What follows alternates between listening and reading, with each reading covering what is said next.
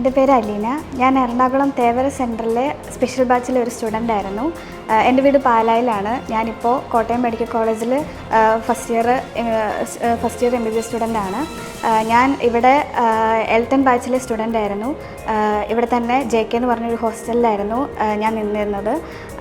അപ്പോൾ ഞങ്ങളുടെ വാർഡൻ സംഗീത മിസ്സും ജൂലിയറ്റ് മിസ്സും ആയിരുന്നു. പിന്നെ ഇവിടുത്തെ കോർഡിനേറ്റർ നമ്മുടെ അനീഷ് സാറ്, പിന്നെ സ്റ്റീഫൻ സാറ്. അപ്പോൾ ഇപ്പോൾ എനിക്ക് നീറ്റൊക്കെ എഴുതാൻ പോകാനുള്ള എല്ലാ സ്റ്റുഡൻസും. അപ്പോൾ കോട്ടയം മെഡിക്കൽ കോളേജിലെ എക്സ്പീരിയൻസ് ഒക്കെ പറയുകയാണെങ്കിൽ ഞാനിപ്പോൾ കോട്ടയം മെഡിക്കൽ കോളേജിൽ വന്നിട്ട് 1 മാസത്തോളമായി. ഫസ്റ്റൊക്കെ നമ്മൾ ഇത്ര വാസ്റ്റായിട്ടുള്ള ടോപ്പിക്സൊക്കെ കാണുമ്പോൾ കുറച്ച് പേടിയൊക്കെ ഉണ്ടായിരുന്നെങ്കിലും ഇപ്പോൾ ഏകദേശം അതൊക്കെ ആയിട്ടങ്ങ് പൊരുത്തപ്പെട്ട് പോകുന്നുണ്ട്. നമുക്ക് വളരെ ഇൻട്രസ്റ്റിംഗ് ആയിട്ടുള്ള ടോപ്പിക്സൊക്കെയാണ്.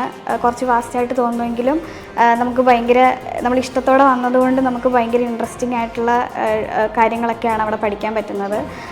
പിന്നെ ഇപ്പോൾ ഞാൻ ബ്രില്യൻറ്റിലാണ് ഞാൻ പഠിച്ചത്. അപ്പോൾ അവിടെ ചെല്ലുമ്പോഴും അവിടെ 125 പേരിൽ ഒട്ടുമിക്ക സ്റ്റുഡൻസും എല്ലാവരും തന്നെ ബ്രില്യൻറ്റിലെ സ്റ്റുഡൻസ് തന്നെയായിരുന്നു. എല്ലാവരും എനിക്ക് പരിചയമുള്ള കുറേ മുഖങ്ങളൊക്കെ അവിടെ കണ്ടു. അപ്പോൾ മുക്കാലും ബ്രില്യൻറ്റിലെ സ്റ്റുഡൻസ് ആയതിലൊക്കെ ഒരു സന്തോഷം. പിന്നെ ഇപ്പോൾ അവരൊക്കെ ആയിട്ട് അതുകൊണ്ട് പെട്ടെന്ന് തന്നെ കമ്പനിയൊക്കെ ആയി. പിന്നെ ഇപ്പോൾ 1 മാസത്തെ അവിടെ എക്സ്പീരിയൻസ് ഒക്കെ വളരെ ബ്യൂട്ടിഫുൾ ആയിട്ടുള്ള എക്സ്പീരിയൻസ് ഒക്കെയാണ്. ആർട്സ് ആയാലും അക്കാഡമിക്കലി ആയാലും കോട്ടയം മെഡിക്കൽ കോളേജ് വളരെ അടിപൊളിയാണ്. പിന്നെ ഫാക്കൽറ്റീസൊക്കെ നല്ല ടീച്ചേഴ്സാണ്. അവർ നമ്മളോട് ഭയങ്കര ഫ്രണ്ട്ലി ആയിട്ടാണ് ബിഹേവ് ചെയ്യുന്നത്. നമുക്ക് ഡൗട്ട്സൊക്കെ അവരോട് ചോദിക്കാം. പിന്നെ സീനിയേഴ്സൊക്കെ വളരെ നല്ല ബിഹേവിയറാണ്. ഒരു റാഗിങ്ങും ഇല്ല. അവർ നമ്മളോട് നല്ല കമ്പനിയാണ്. നമുക്ക് എപ്പോൾ വേണമെങ്കിലും അവരോട് ഹെൽപ്പ് ചോദിക്കാം. നമുക്ക് ഫസ്റ്റ് ഇയറിനെ പറ്റി ഏകദേശം ഒരു രൂപമൊക്കെ കിട്ടിയത് അവരിൽ നിന്നാണ്. പിന്നെ നമ്മുടെ ക്ലാസ്മേറ്റ്സൊക്കെ ആയാലും നല്ല ഫ്രണ്ട്സാണ്. പിന്നെ ബ്രില്യൻറ്റിലെ ഹോസ്റ്റൽ എക്സ്പീരിയൻസ് ഒക്കെ ഉണ്ടായിരുന്നതുകൊണ്ട് അങ്ങനെ ഹോം സിക്നെസ് ഒന്നും ഉണ്ടായിരുന്നില്ല ഇവിടുത്തെ ഹോസ്റ്റലിലും. പിന്നെ ആ ഒരു ഹോസ്റ്റലൊക്കെ എങ്ങനെയാണ്, അവിടെ ഹോസ്റ്റലിൽ നിന്ന് പഠിച്ച ശീലമൊക്കെ ഉള്ളതുകൊണ്ട് നമുക്ക് പെട്ടെന്ന് ഹോസ്റ്റലിലോട്ട് മാറിയപ്പോൾ ആ ഒരു ബുദ്ധിമുട്ടൊന്നും ഉണ്ടായിരുന്നില്ല. പിന്നെ ഇപ്പോൾ 2024 നീറ്റ് എഴുതാൻ പോകുന്ന സ്റ്റുഡൻസിനോട് എനിക്ക് പറയാനുള്ളത്, ഇപ്പോൾ നിങ്ങൾ ടെൻഷനൊന്നും അടിക്കണ്ട. ചെറിയ ടെൻഷനൊക്കെ കാണും, അത് നല്ലതാണ്. ഓവറായിട്ട് ടെൻഷൻ അടിച്ച് നമുക്ക് പ്രത്യേകിച്ച് ഗുണമൊന്നും ഉണ്ടാവില്ല. നിങ്ങളെക്കൊണ്ട് മാക്സിമം പറ്റുന്നത് ചെയ്യുക, പറ്റുന്നത് പോലെ നന്നായിട്ട് പഠിക്കുക.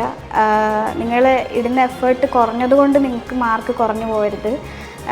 നിങ്ങൾക്കിപ്പോൾ NCERT ആണ് മെയിനായിട്ട് നിങ്ങൾ വായിക്കേണ്ടത്. എല്ലാവരും പറയുന്ന പോലെ തന്നെ കൂടുതലായിട്ട് NCERT തന്നെ ഫോക്കസ് ചെയ്യുക. NCERT ത്രൂ ഔട്ട് നന്നായിട്ട് വായിക്കുക. മറന്നു പോകുന്ന ഭാഗങ്ങൾ എവിടെയാണെന്ന് നിങ്ങൾക്ക് തന്നെ അറിയാമായിരിക്കുമല്ലോ. അപ്പോൾ അതൊക്കെ നിങ്ങൾ വായിക്കുക. ലാസ്റ്റ് ബ്രെയിൻ പോയിൻ്ററൊക്കെ ഉണ്ടാവുമല്ലോ, ഷോർട്ട് നോട്ട്സൊക്കെ, അതൊക്കെ വായിക്കുക. ടെക്സ്റ്റ് വായിക്കാതെ അത് യൂസ് ചെയ്യരുത്. ടെക്സ്റ്റ് നന്നായിട്ട് വായിച്ചിട്ട് നമ്മൾ ബ്രെയിൻ പോയിൻ്ററൊക്കെ യൂസ് ചെയ്യുക. പിന്നെ ക്വസ്റ്റ്യൻ പേപ്പേഴ്സൊക്കെ മാക്സിമം യൂട്ടിലൈസ് ചെയ്യുക. ഞാൻ ചെയ്തിരുന്നൊരു മിസ്റ്റേക്കായിരുന്നു, എക്സാമൊക്കെ കഴിഞ്ഞിട്ട് ക്വസ്റ്റ്യൻസും ആൻസേഴ്സും ഒന്ന് ക്രോസ് ചെക്ക് ചെയ്തൊന്നും നോക്കത്തില്ലായിരുന്നു. അപ്പം നിങ്ങളങ്ങനെയൊന്നും ചെയ്യരുത്. എക്സാം കഴിഞ്ഞ ഉടനെ വന്നിട്ട് ക്വസ്റ്റ്യനും നിങ്ങൾ എഴുതിയ ആൻസർ ശരിയാണെന്നൊക്കെ ക്രോസ് ചെക്ക് ചെയ്ത് നോക്കണം. മിസ്റ്റേക്സിൽ നിന്ന് തെറ്റിന്ന് ശരി ചെയ്ത് പഠിക്കണം. പിന്നെ അവരുടെ ഇൻസ്ട്രക്ഷൻസ് ഒക്കെ കേട്ട് മുമ്പോട്ട് പോവുക. All the best. എൻട്രൻസ് സംബന്ധമായ വാർത്തകളും അപ്ഡേഷനുകളും ഏറ്റവും വേഗം ആധികാരികമായി അറിയാൻ ബ്രില്യൻറ്റ് സ്റ്റഡി സെന്റർ പാല യൂട്യൂബ് ചാനൽ സബ്സ്ക്രൈബ് ചെയ്യുക. ബെൽ ഐക്കൺ അമർത്തുക. ഈ വീഡിയോ മറ്റ് സുഹൃത്തുക്കളിലേക്കും ഷെയർ ചെയ്ത് നൽകുക.